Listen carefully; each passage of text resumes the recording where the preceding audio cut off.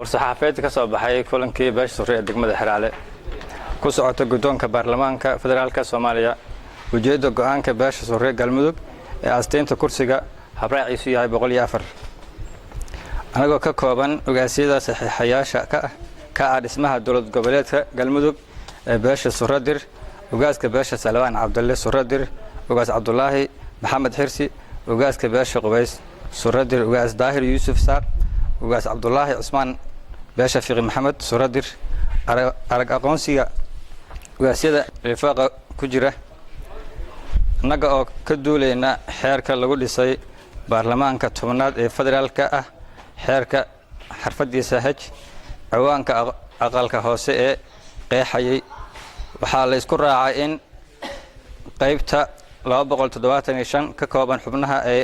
aqalka hoose ee golaha shacabka lagu saleeyo beelaha deegaamada qaybta ka ah dhismaha dowlad goboleedyada xubnaha ka ah dowladda federaalka Soomaaliya iyada oo beesha Salawaan Cabdulle Sooradir si buuxda waxa uga soo dhistay dowlad goboleedka Galmudug 2015 iyo 2019 beeshu ay ku leedahay matalaad baarlamaanka Galmudug aysan jirin dowlad goboleed kale oo ay beeshu wax ka soo dhistay matalaad buuxdana ay ku leedahay waxaan cadeynaynaa in deegaan doorasheedka kursiga habraaciisu yahay 104 ee beesha Salawaan Cabdulle uu yahay dowlad goboleedka Galmudug matalaadna beeshu ay ku leedahay dhismaha dowlad goboleedka Galmudug billaah bismillaahir rahmaanir rahiim alxamdulillaahi rabbil caalamiin sallallahu ala sayyidina muhammadin wa ala alihi wa ashabihi wa man tabi'ahum bi ihsan ila yawmiddin amma ba'du halkan waxaanu ka hadlaynaa shirkan jaraa'id ama munaasabadan halkan isugu nimid oo aanu kaga hadlayno qaliyad jirta oo ah kursi ay leeyihiin beelweynta Surre gaar ahaan Cabdalle gaar ahaan Salawaan Cabdulle kursigaas oo hadda hadalkiisa iyo hadalhayntiisa aanu ka maqlayno Puntland oo ay leeyihiin halka kan baa laga leeyahay Puntland baa laga leeyahay taasaanu rabnaa inaan ka jawaabno war murtiyeedna waa ka soo saari doonaa aanu halkan ka akhrin doonaa haddii alla idmo waxaan sheegaynaa oo cadaynaynaa horta kursigaas waxaa iskale beelweynta Surre gaar ahaan Cabdalle Salawaan Cabdulle ku fadhiya hadda ku fadhiya Salawaan Cabdulle ku fadhiya waxaa saxiixayaashiisii waxay joogaan Galmudug galgaduud bay joogaan oo raggii saxiixay ay joogaan halkaana laga leeyahay waxaa la yaab ah iyo fajiciso iyo wax aan la qaadan karin oo aanu u aragno in ay tahay waxyaalaha Soomaaliya ka dhacaya oo markasta oo ay dhacaanba loo qaadan waaga noqda in maantay Puntland oo la og yahay oo degaanadeeda ay degaan beelweynta Surre waxay degaan gobolka Bari waxay degaan gobolka Nugaal waxay degaan gobolka Mudug bay intaba degan yihiin oo ka warqabo laga warqaba dowladda Puntland wax matalaad ah iyo wax tixgelin ah iyo wax xiriira oo ay la leedahay waxa ka jira canshuurta ay ka qaataan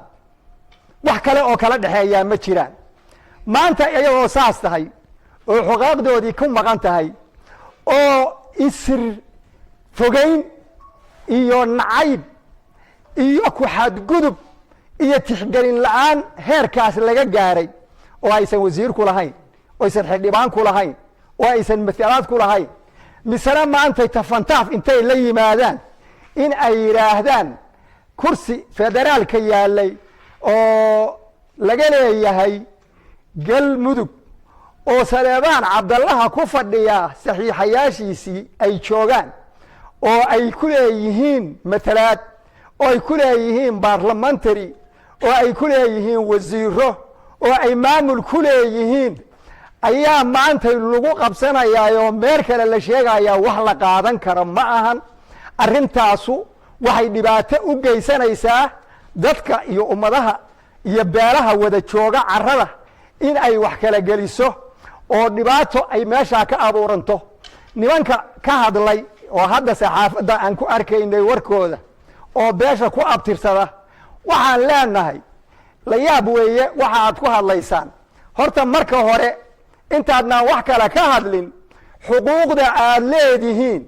iyo inaadba xuquuq leedihiin iyo inaad wax tihiin iyo in wax la idiin ogol yahay horta ma isweydiiseen mase weydiisateen mise waxaad ka mid tihiin ma arkaysaa ninkii dhaanta cayaarta niman tumanaya intoo yimid dhabarka ka istaagay isaguna sacabka garaacay waxaan leenahay arrinta caqligu ha shaqeeyo waxaa la garto kursigaas waxaanu sheegaynaa dawladda u sheegaynaa oo adduunka u sheegaynaa kursigaas Xeraale Cabdallaale Saleebaan Cabdayaa ku fadhiya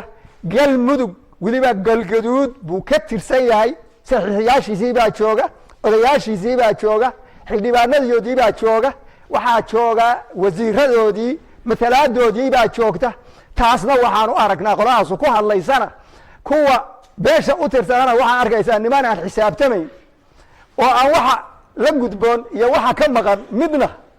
aan garanayn qolada kalena waxaan u arkaynaa xumaantii hore oo ay sameeyeen oo beesha ka galeen inay mid kale ku sii siyaadinayaan waxaan leenahay arrintaas dib ha looga fiirsado wasalaamu calaykum waraxmatullaahi wabarakaatu bismi illaahi raxmaani raxiim aniga oo cabdirasaaq xasan cali oo ah gudoomiye ku-xigeenka Xeraale waxaan saxaafadan ka jeedinayaa kursiga ay leeyihiin Saleebaan Cabdalle meel kale oo la geyn karo oon ahayn Galmudug ma jidho Saleebaan Cabdalle kuma lahan Puntland kuma lahan wax matalaada kuma lahan wax wasiirana kuma lahan wax xildhibaanana kuma lahan xildhibaanada Sure waxa weeyaan 8 xildhibaan ayay waxay ku leeyihiin Galmudug Sure bismillaahi raxmaani raxiim anigoo ah xasan cabdiraxmaan faarax gudoomiyaha la jiide saxaafadan waxaan kaga hadlayaa ninka la yiraahdo kursiga federaalka Saleebaan Cabdalle ay ku leeyihiin oo Puntland ay kaga hadlayso ay leedahay halkaan la keeno meel aan mudankiisa ahayn baa loo dhigay ay leeyihiin waan kaga hadlaynaa Puntland wax ila oo aan ka leenahay iyo wax ila oo ninka la yiraahdo oo yaalama yiro xildhibaan kuma lihin wasiir kuma lihin marka in Puntland mudankiisa ma ahan kursigaas wuxuu yaalaa Galmudug siiba galgaduud buu yaalaa wasiirkiisu halkaas uu yaalaa Saleebaan Cabdalle iskale waa kursi Sure waa kursi Cabdalle marka halkaasaan ninka la yiraahdo ku soo dhaweynaynaa annagoo hadduu ilaah Saleebaan Cabdalle ah oo Sure ah oo hadduu ilaahay idamkada leeyahay wararka ka soo yeerahaya Puntland haddii aanu nahay Saleebaan Cabdalle kursiga dawladda dhexe aanu ku leenahay waxaa sheegtay baa la yiri niman la yiraahdo Puntland dani iyo dadkiisa sheegtay la yiri waxaasina wax laga dhidhiyo ama laga xumaado weeye wax damiirta ogoshahana ma aha waxa raali ka ahana ma aha wax suuroobahayana ma aha kursiga waxa laga leeyahay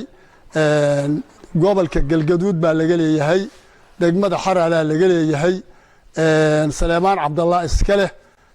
waxaan leenahay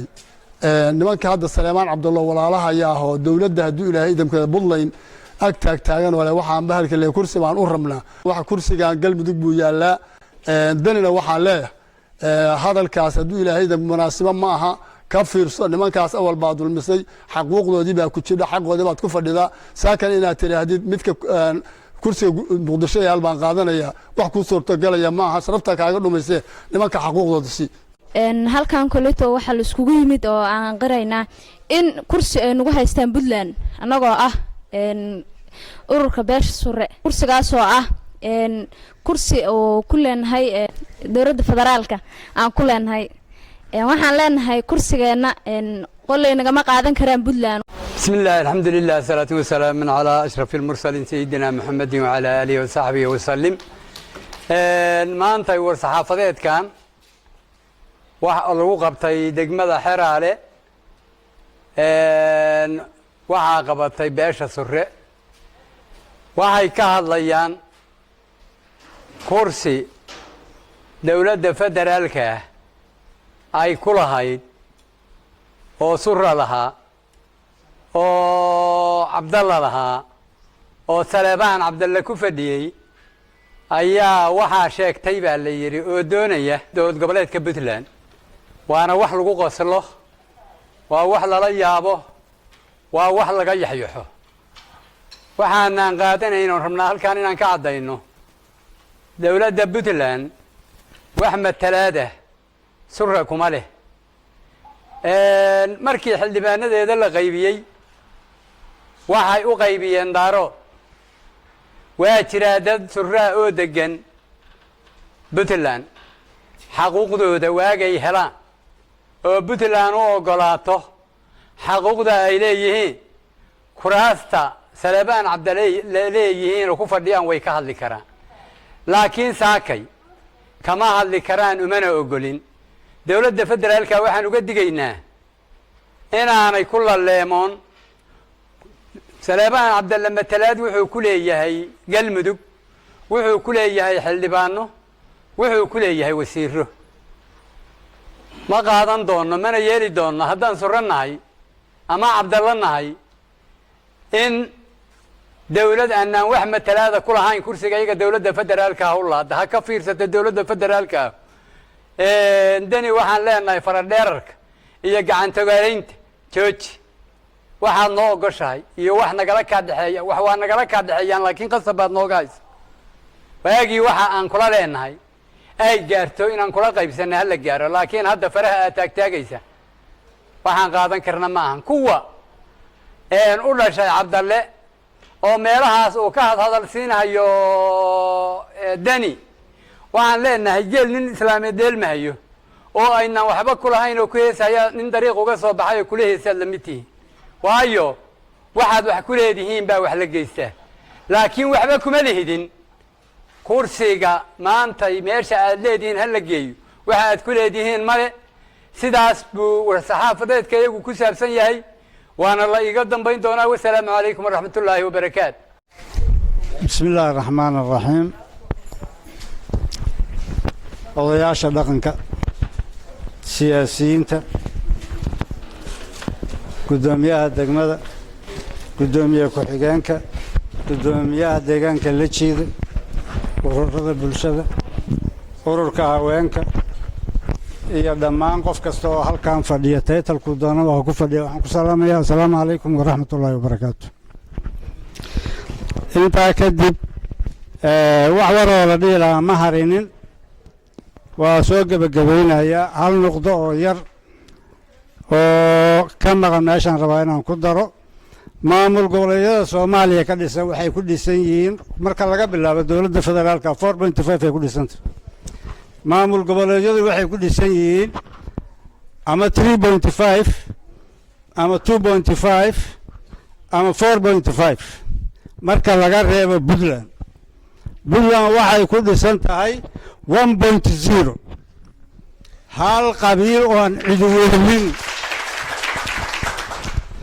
ma garan karo maantay waxaanay markii horeba ka fekerin oo caqligoodii dadkii deegaanada la deganaa ay xuquuqdoodii uga baajiyeen maanta wax ay ku soo doonaan kursigaas surra leeyahay oo cabdalle leeyahay oo saleebaan cabdalle leeyahay oo saxiixayaashiisii galmudug joogaan oo gaar ahaan xeraale joogaan oo khaas ahaan ay waxa weeye la jiida joogaan maanta waxa ay ku soo dooneen waxaan u aragnaa caqli xumada ay dowladda federaalka ah uga soo horjeedaan inay tahay waxaan leenahay dowladda federaalka u sheegaynaa beesha caalamka u sheegaynaa kursigaas wuxuu yaallaa galmudug wuxuu yaallaa galguduud wuxuu yaallaa xeraale wuxuu yaallaa la jiide wasalaamu calaykum waraxmat ullaahi wabarakaatu